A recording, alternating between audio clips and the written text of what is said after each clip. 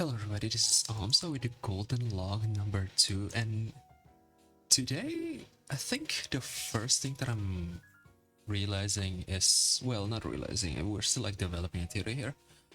First of all, I think the Warthog is much better than I initially thought as a buff target. It's obviously a good unit, but I used to think that he's just like not very good outside of just like a beluga, just because like how much a beluga can just give stats, but or just like triple both its ability um levels and also its stats. But I'm kind of like going around it. It's like definitely like a lot of board where big Warthog is just correct, and the way that a Warthog work is like it's just like making your entire board wide scale by just like having a single unit being scaled. And now with that, I'm going to go to today's topic with this golden lock, is that I think it's better to go tall than it is to go wide.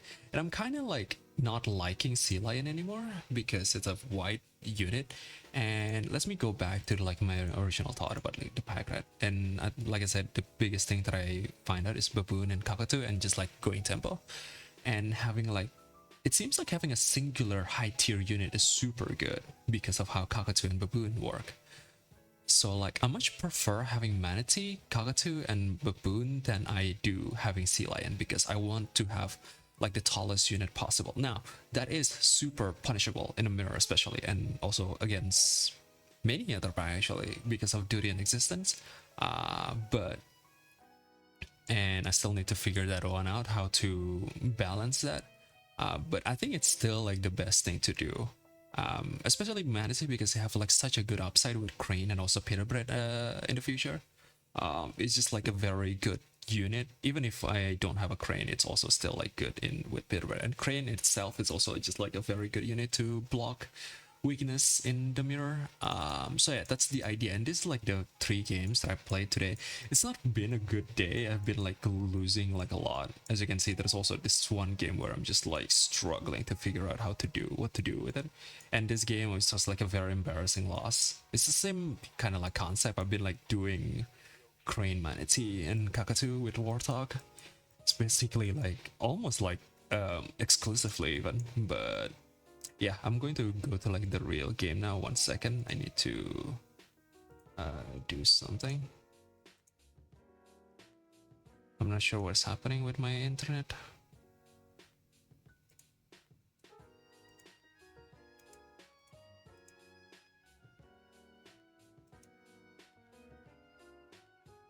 Sorry, one moment. I don't know what's going on with my internet, but yeah, these are like 3 games against Puppy Pack. I'm playing against LG here. And I think the most interesting game, I guess both of these are like Mouse Ox game, but I think the most interesting thing that I can pick up from this game specifically is like how good it is to just like tempo pack 2. It's like much easier to tempo this pack compared to like tempoing against what to say, like pack 1 or something, because they do have garlic, but like stuff like tar and skewer is supposed to be like super good, especially skewer I should say, but like tar chili is actually like pretty preventable with a just a simple potato. Sorry, I don't know why that does that. There's like a bunch of things happening going wrong right now. I'm not sure what is happening with my computer.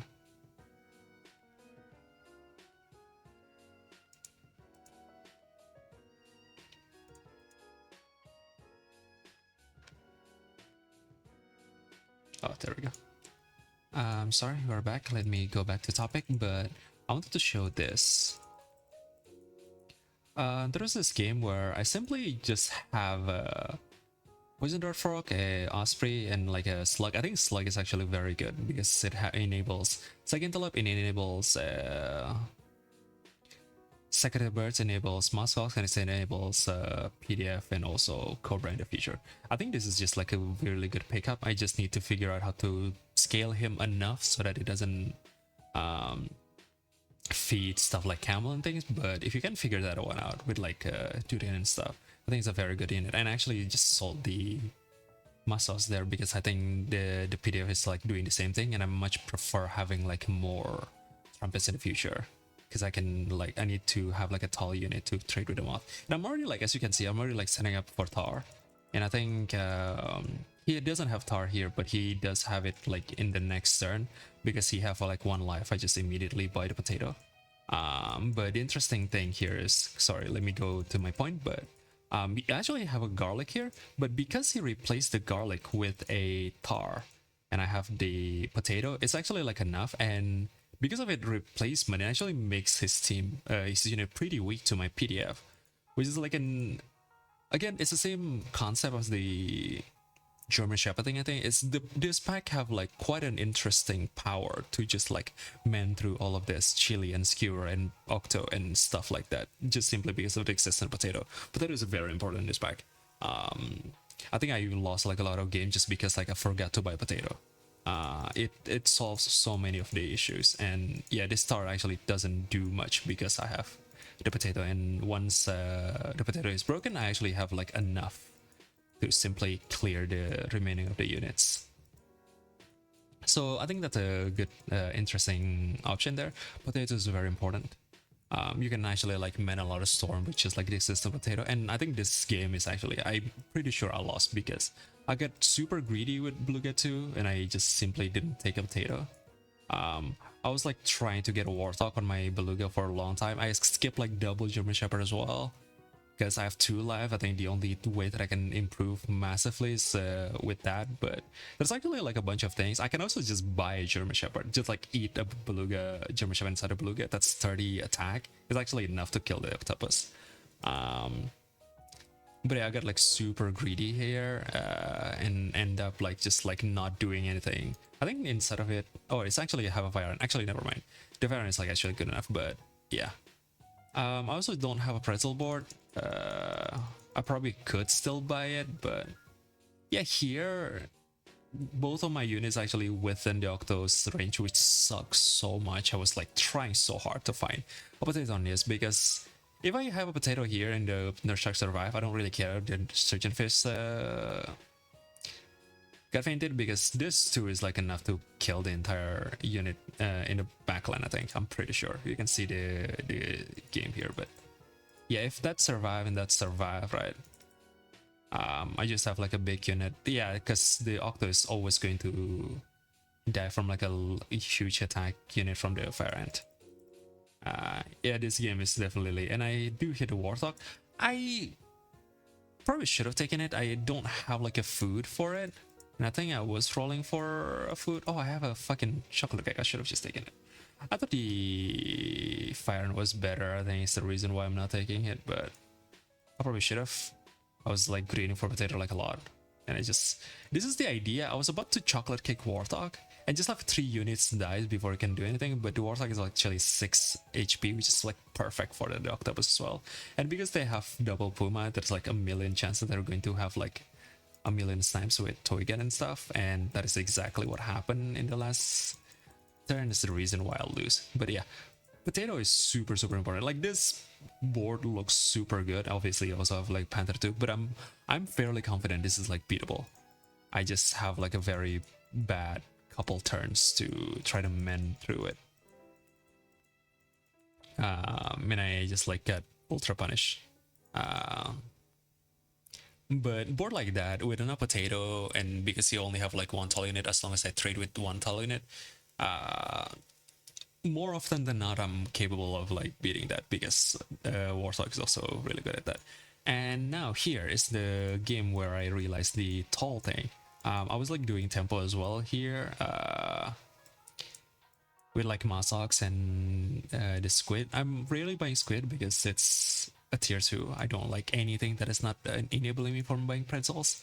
But I actually like kept this baboon for a long time. Like a long time. Actually, this is like an interesting point here. I actually have a emu on this turn. I bought like a manatee and an emu. I thought about like buying the shark, but I thought the emu makes more sense with the mouse ox. I just, again, trying to play for tempo, and I just combined both the baboons and took the banana on the baboon, so I can have like a more mouse ox trigger. And here I actually try to buff the emu because it's a tier 5. I also have a baboon, which means I want it to buff a tier 5 at some point. There's like an argument to not even commit to the baboon, but I think these two are more sellable than the baboon itself, but that is a pretty controversial opinion, I think. But yeah, he's letting me have like a pretty decent chance to win here because he was like trying to pivot. And the Emu Masok's tempo is actually very good. I actually hit the level 2 here, and I just sell the Emu because I really want the baboon to hit my Silver Fox, and I have 5 life. I thought this is like the on average the best thing that I could do, and I'm also like been buying lettuce a lot as well, and I'm fine with the manatee getting buffed with the baboon as well. You can argue that quote unquote the HP is like wasted, but not really. Every single time I stack a manatee on it, the HP is going to get regained. I'm trying to use my manatee scaling as like I'm fine with it, just scaling attack from baboon buff or lettuce buff, or like even cockatoo buff is what I'm realizing here as well. Which I think the thing that I was like doing wrong previously, and now I actually got a Silver Box that's just like a currently it's just 1, but once it gets big enough, it will be much better. And I got like 2 triggers here, which is already like very good. Pretty sure I win this round as well. Yeah, this is huge. He only have 1 life now. And I think I was like hard rolling for Crane as well, my unit, and I actually hit the manatee. And this entire last turn, and I actually hit a Warthog as well here. And I hit a Crane here. So my entire plan now is to just like buff this 3. I just like insta sell the baboon because I have 4 life. I have like a fairly decent chance to just like simply... Here I wasn't sure whether I should be buffing the Silver Fox or Manatee, but I think the Manatee is like correct because... And I actually hit a Warthog here, which is great. Now the idea of Warthog is like... It's just a really good single target unit to buff. It's like the ideal cockatoo buff as well. I was like saying that the German Shepherd is actually the best one, but I think against packs that have like a million, maybe the German Shepherd is also the same thing. I'm not sure, but it's probably like equal for now. So that for my opinion, for now, he's like whichever one you get more faster. I'm still like behind in Cobra. I haven't like get a good Cobra game at the very least. So maybe my opinion is going to change in the future once I get a good Cobra game. But I think the Cobra just doesn't have enough compared to like all of this. I think having Warthog or German Shepherd is like more consistent in a lot of games. But yeah, here I'm just... Goal now is to just get level 2 Warthog. I think this terrain is super good as well for that puppy. And I also need like a second manatee or something so that I can put Peter Brand on my manatee and try to have like a better team. Yeah, I lost that game, I lost that round, but he only have one life left.